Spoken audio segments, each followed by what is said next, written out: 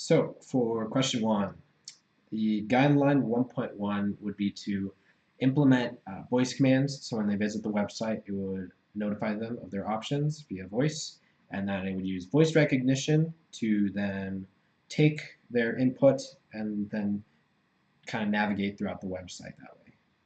For guideline 1.4, you want to let it be known to the user that he can say pause at any time to silence the audio descriptions of the website and also change the audio volume for the other parts of the website.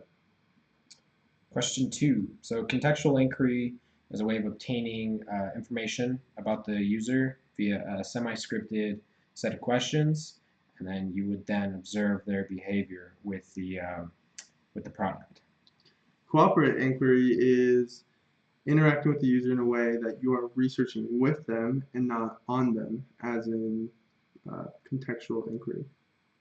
So the visible system would be a way to it would notify the users of what's going on technically. So basically like a power on button, the green light or the red light that notifies the user that your device is on or off would be an example of that.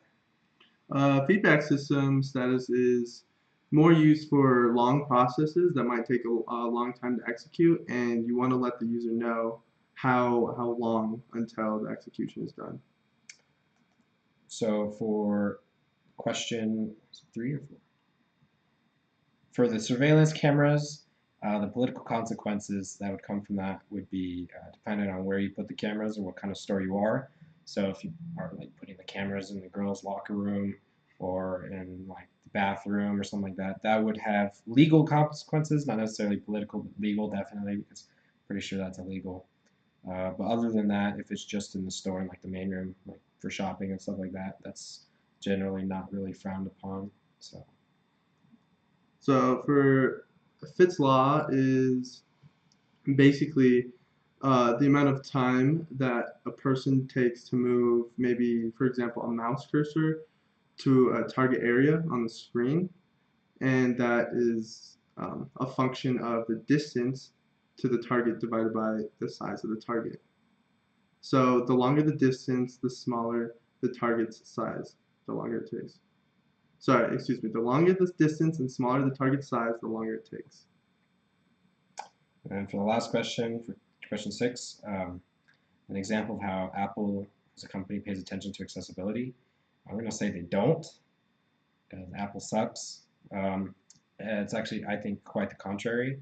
A lot of the things they do is despite accessibility, more so for increasing the price or I guess revenue. So for example, with Apple products, for the computer specifically, they have now changed the imports to all be the same, and now they require a dongle converter to be able to plug in like USBs or HDMI, which is ridiculous because now you have to buy the dongle or the converter, and the cheap knockoff products cost nearly 20 bucks at least, and then for the actual Apple version, it costs 70 bucks, which is, I think, the exact opposite of accessibility because now you're charging customers more for it, and it makes it a lot more inconvenient because now you have this little cord hanging off your computer when you just want to plug in a USB.